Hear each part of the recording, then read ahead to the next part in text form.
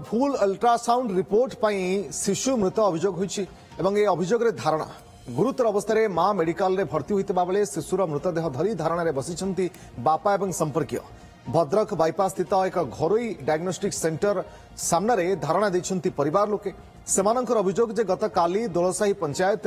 राडहंग अंचलर बासंती राउत ए diagnostic centre रे ultrasound करथिले कुआ जायथिला जे 6 मासर पिलाटी खेलुछि बुलुछि किंतु आज डाक्तर ए रिपोर्ट देखि तुरंत प्रसव पाई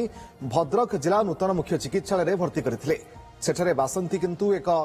मृत पुत्र संतान जन्म देथिले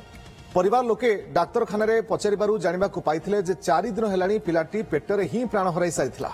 भद्रक टाउन पुलिस घटनार तदंत करुछि तेबे एनेई संपुक्त डायग्नोस्टिक सेंटर पक्षरु कोनोसी प्रतिक्रिया मिली पारिनी गतकाली 25 तारिख रे अल्ट्रासाउंड करली जे कहले जे खेमापाड़ी मैडम देखले कहले पिलाटा खेलुची सब ठीक ठाक अच्छी आज खेमापाड़ी मैडम जो पेन है पेटर जोरे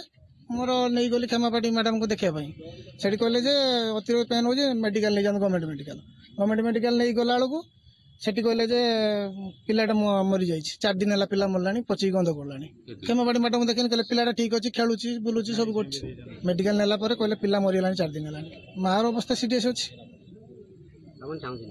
मत निया मिलू।